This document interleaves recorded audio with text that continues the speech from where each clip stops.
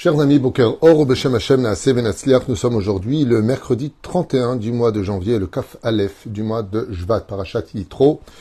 Shiur ce matin, Be'ezrat Hashem Yitbarach. Alors, dans notre liste, que Dieu bénisse tous ceux qui achètent des shiurim chez nous, Behemet Toda Rabba Mikol Alev, acheté par Barbara Hana pour l'anniversaire de son mari, Victor Chaim Yosef Elishai Bar Or. Pour sa réussite dans tous les domaines, un bon limud Torah, une parnassat tova, yeshuot venechamot, bonne santé aussi, Bezrat Hashem pour une belle histoire et longue histoire d'amour avec l'aide d'Hashem. Elle demande aussi que ce shiur soit pour l'élévation de l'âme de ses parents, Simone, Esther, Badjouli, Slama, Aléa Shalom, ainsi que Israël, Chanoch, Ben Yosef, Shlomo, Alava Shalom. Et aussi, il y a que le mérite de cette étude, Be'evadai, pensera à tous nos otages. Et pour la protection de tous les malades et les blessés d'Israël. Je pense que tout a été dit. En même temps, une grande réfoua shlema. Il y a un grand virus en ce moment qui, malheureusement, nous fait annoncer qu'il y a beaucoup de gens qui sont malades, qui ont la grippe, dont j'ai fait partie aussi, à qui on souhaite prompt rétablissement. Bezrat Hashem, Rev Shlema Ima, Yekara Vechol, A Reshima Shelanu. Nous commençons ce premier shiur de la matinée avec l'aide d'Hashem, avec un bien mouledet sameach, donc un très beau cadeau qui est offert Bezrat Hashem pour son mari, Yeshuot Venechamot, justement avec la paracha de Yitro, puisque vous savez que de chaque paracha, chaque Torah que nous avons, Baruch Hashem, on peut sortir des milliers et des milliers d'enseignements différents les uns des autres. Et là, nous allons voir ensemble un Mahamad, une réalité d'une situation très intéressante qui demande beaucoup de réflexion. La paracha de Yitro nous parle d'un côté donc de Yitro qui vient se convertir au judaïsme pour adhérer au mitzvot de la Torah sans condition. Il n'y a pas de ouais mais ça me saoule, il n'y a pas. Il a compris le système de la conversion quand on vient de soi-même se convertir à la Torah et qu'on veut devenir juif, on doit prendre sur nous les mitzvot de la Torah tels que le Shulchan Aruch nous le demande. Tu peux rester comme tu es, mais si tu viens de toi-même, alors que tu avais le choix de rester non-juif, pas comme un juif qui est né d'une mère juive, où il n'a plus le choix, il est obligé de les respecter, qu'il le veuille ou pas, eh bien, Yitro vient, mamash, prendre le joug des 613 mitzvot, comme on l'a expliqué dans d'autres shiurim que je vous conseille vivement et de voir et de partager, parce qu'on répond à beaucoup de questions d'ailleurs dans ces shiurim. Et puis le Nosé Merkazi, donc sujet principal de la paracha de la semaine, parle du don de la Torah.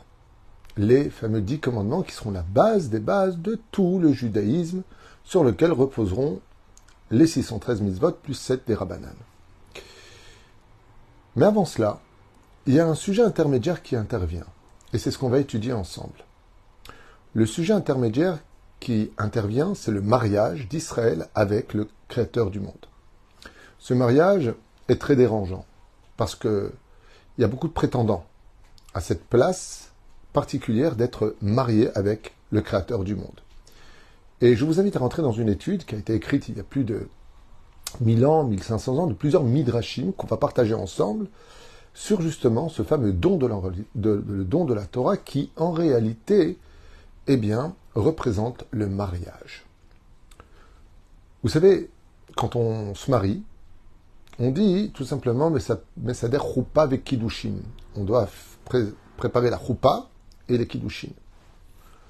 Seulement, on a un problème avec ça.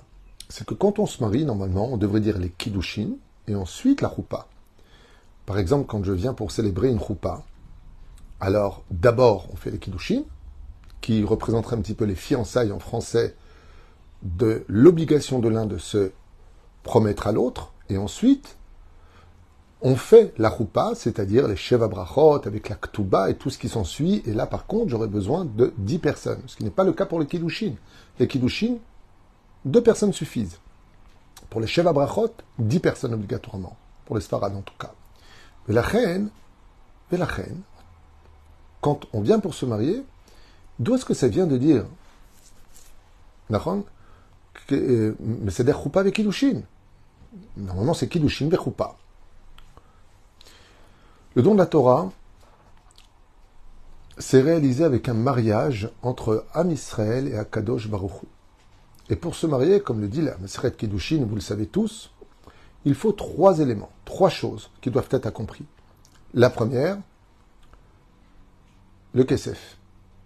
La raison pour laquelle, quand nous sommes sortis du pays d'Égypte, Dieu a rapporté l'or, les diamants et les pierres précieuses sur le rivage, c'était comme, de façon symbolique, le Khatan qui met la bague à son épouse.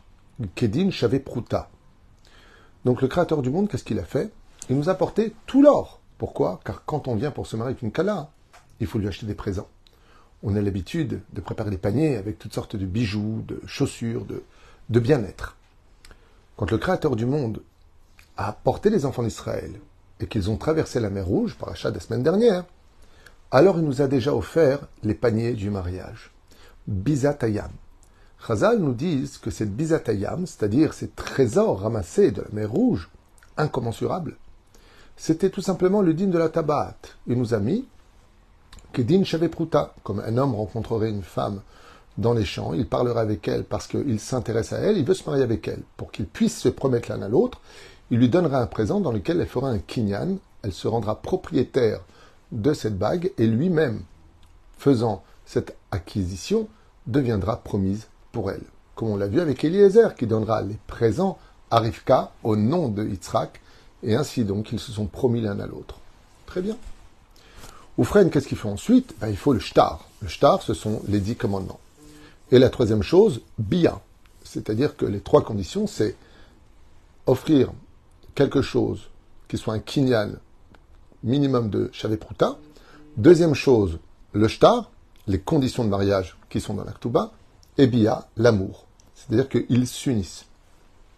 Et c'est pour cela que la Torah nous dit Shrinato betocham, veishkanti shrinati betocham, j'ai résidé parmi eux. Parmi eux veut dire intimité entre le Créateur du monde et le peuple d'Israël de façon allusionnée. Dans Masechet Shabbat, Bedaf Pechet, Kayedoua, Hachem a renversé la montagne Har Kegigit. Et là-bas, on nous dit, la choupa, elle était où? La choupa, c'est quelque chose qui est au-dessus de nous. La Gemara nous dit dans Masechet Shabbat, 88, que Akadosh Baruch Hu a pris la montagne du Sinaï, il l'a retournée de telle façon à ce qu'elle puisse être comme une choupa au-dessus de nous. Donc, qui était le rabbin? Moshe Rabbeinu, comme vous l'avez compris. Chose qu'on a déjà expliquée dans d'autres shiurim. Vous allez voir quelque chose de très intéressant dans ce cours qui dit la chose suivante. C'est vrai que Dieu a préparé la choupa, mais de l'autre côté, là-bas il y a marqué, si vous recevez ma Torah, alors tant mieux on se marie, et si vous ne la recevez pas, ici se trouvera votre lieu d'enterrement. C'est quand même vachement curieux comme mariage qu'un khatan menace sa femme de l'épouser. Il s'agit ici d'un viol et non pas d'un libre arbitre. Alors qu'on avait dit juste avant, Naase Venishma, quand Akadosh Baruch Hu nous a dit, vous voulez ma Torah? Est-ce que vous êtes intéressé par la ketouba que je vous propose pour ce mariage? Les enfants d'Israël ont dit, Naase Venishma. Alors, Bémet, si on avait dit oui à Hachem pour le mariage, pourquoi nous menacer en retournant la montagne sur notre tête et en nous disant, si vous ne la recevez pas cette Torah-là, je vous tue? Qu'est-ce que le Créateur du monde, qui est le bon Dieu, nous promet de positif en nous menaçant de nous marier avec lui, sous peine de mourir sur place si on ne reçoit pas sa Torah? Je n'ai pas très bien compris. Quand on avancera dans les parachutes, vous verrez que la Torah, dans ses lois, nous apprend quelque chose de très bizarre, pour l'esprit humain très bizarre. Mais elle nous dit que si un homme viole une femme, et que donc il l'a violée, cette femme a crié, elle ne voulait pas. Ok, bien sûr, c'est un viol. Il devra se marier avec et n'aura plus jamais le droit de la répudier. Ce qui fait que, de prime abord, quand on entend ce genre de choses, c'est au lui n'importe quoi. Alors quoi, il y a un mec qui viole une femme, et en plus il se marie avec, et en plus il ne peut pas la répudier? Oui, l'effet est exactement au contraire de toute logique. Il ne pourra jamais la répudier, ce qui fait que cette femme qui a été violée, elle ne l'aimera pas, elle le haïra, et lui fera subir pendant des décennies des souffrances telles qu'il aurait dû réfléchir 1000 fois pour ces 5 minutes de viol, de passer avec elle, de réfléchir 1000 fois.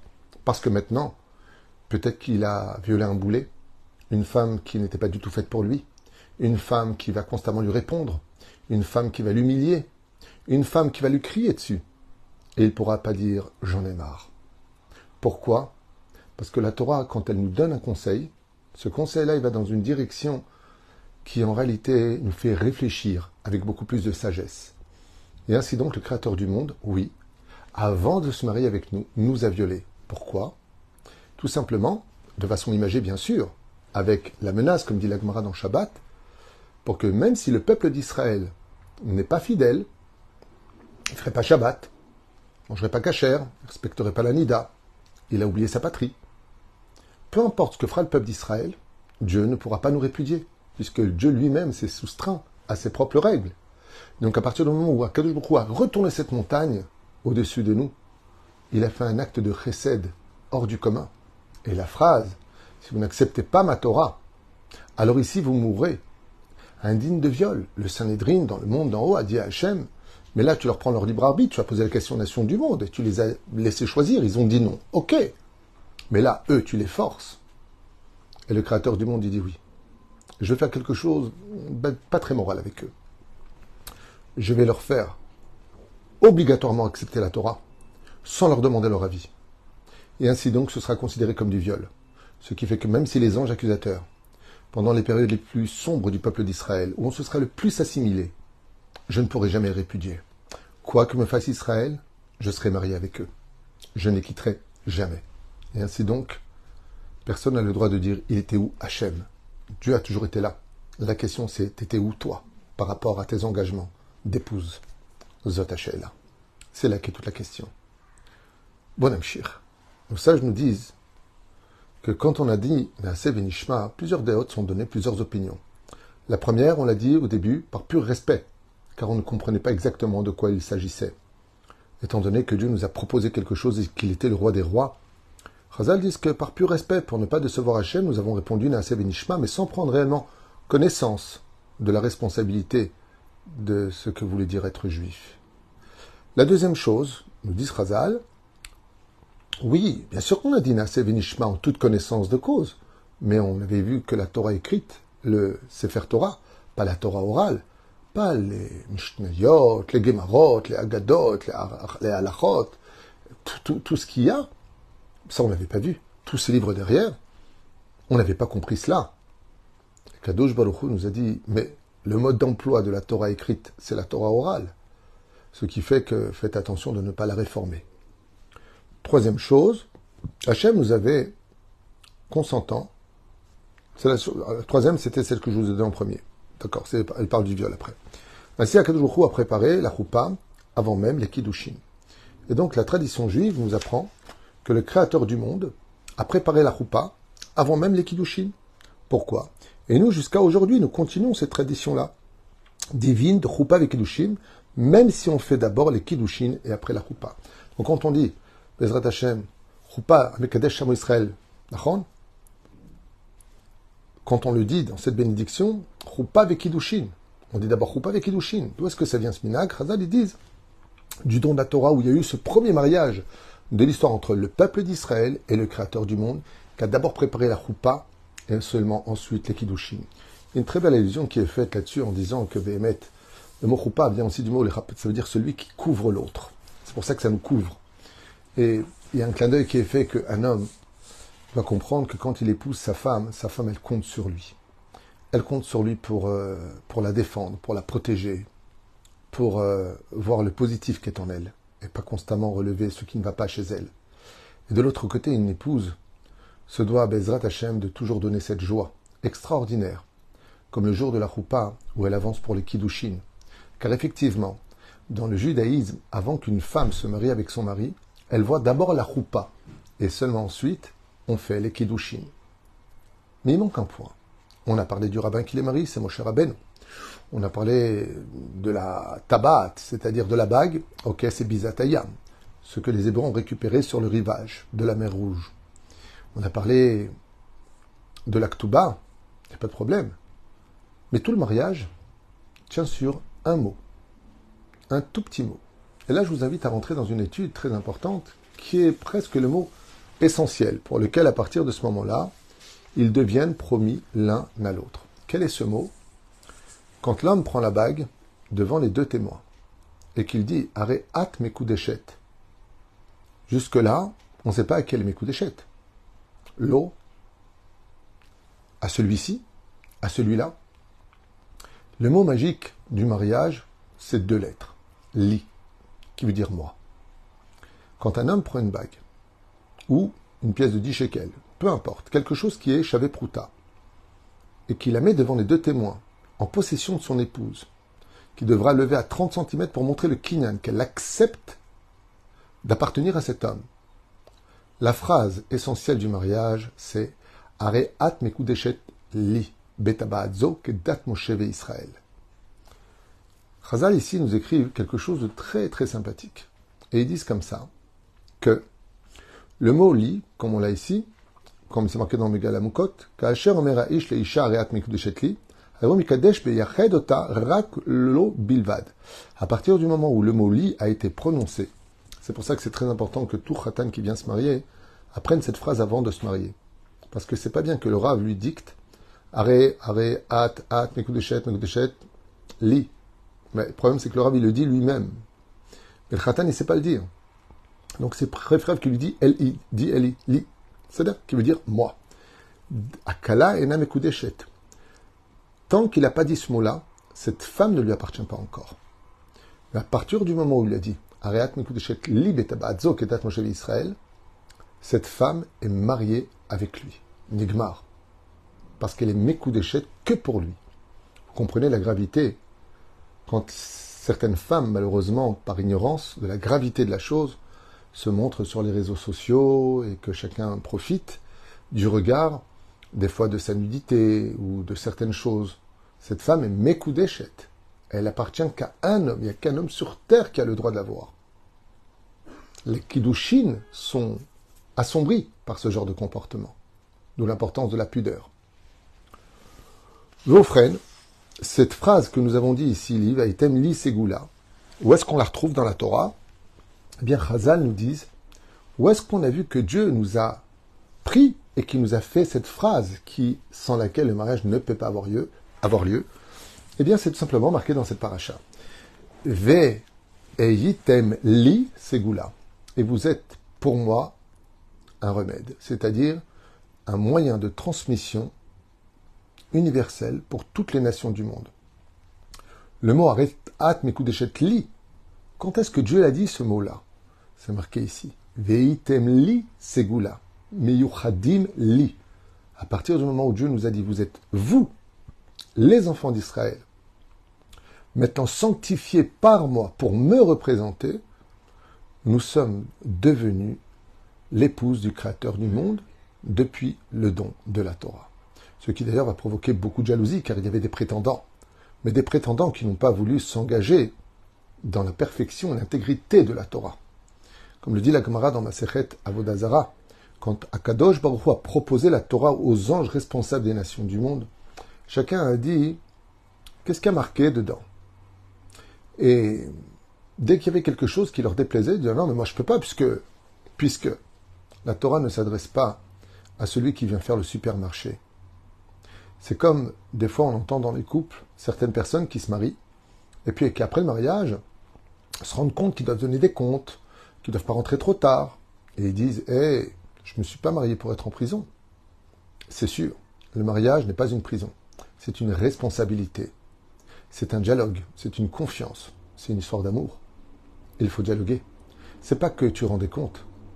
C'est que maintenant, tu es passé du singulier au pluriel. Quand tu es à l'extérieur de la maison, sache qu'il y a une partie de toi qui est à l'intérieur de cette maison. Et ces 2 parties-là ont besoin d'être ensemble. Ils ont besoin de dialoguer. Ils ont besoin d'exister. Pas de cohabiter, de s'unir. Vizperoucha d'abord. Mekudeshet li betabaat zo. Li veut dire moi. Et c'est pour cela que très souvent, comme il le rapporte ici, dans le Teilim 120, il y a marqué Shir Amaalot el Adonai batsarata li karati veyaneni.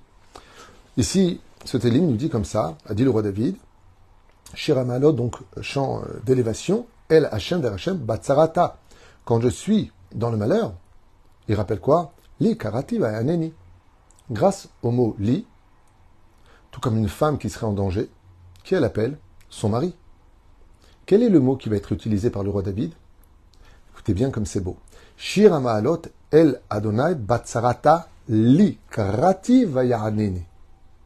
Je t'ai appelé par le mot lit. Ce qui fait que quand une épouse, à l'image d'Israël, fait son devoir, fait ce qu'elle faut pour son mari, dans la fidélité de leurs accords, de leur façon d'exister. Quand un mari rentre des fois de la route, il est fatigué, il y a beaucoup de maris qui prennent la route pour aller travailler de nos jours, qui vont jusqu'à Tel Aviv, qui montent à Jérusalem.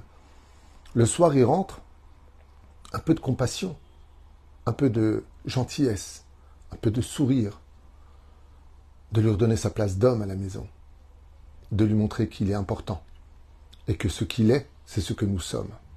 Mais pour cela, il faut être amoureux. Quand on est capable d'aimer quelqu'un, quand on est capable de comprendre ce que l'autre recherche, qu'est-ce qu'il a besoin? Alors, je sais que je l'ai déjà dit des milliers de fois dans les cours, mais que les femmes d'Israël n'oublient jamais. Comme le dit le Créateur du monde à travers Isaïe, Aïe Kevodi, le Créateur du monde exige une seule chose du peuple d'Israël. Respectez-moi. Je vous respecte, respectez-moi. Aïe Kevodi, dit Hachem. Si tu viens à la Beth Knesset pour parler, alors où est mon kavod? Ainsi, chaque homme a besoin d'être respecté. Et chaque femme a besoin d'être comprise. Quand on est capable de respecter l'autre, et que l'autre est capable de comprendre la situation de sa femme, alors le lit devient Bezrat Hashem, une histoire d'amour. C'est un jeu de mots que je fais pour clôturer ce shiur. Ainsi donc, on a vu que le Créateur du monde nous dit, tu sais, c'est vrai que je t'ai épousé, mais n'oublie pas un détail. Shira Malot El Hashem Batsara Tali. Quand tu appelles une personne pour te sauver, tu te dis, mais je comprends pas, pourquoi tu n'as pas appelé ton mari? Parce que mon mari et moi, on fait deux aujourd'hui. Il n'y a plus de moi. Car quand tu vis l'autre à l'intérieur de toi-même, automatiquement, il sera là pour te sortir du problème. Quand tu ne vas pas bien, Hachem, il te dit, appelle-moi. Mais à la condition, de l'autre côté, toi, tu remplisses ton devoir et ta part du contrat. Oufren,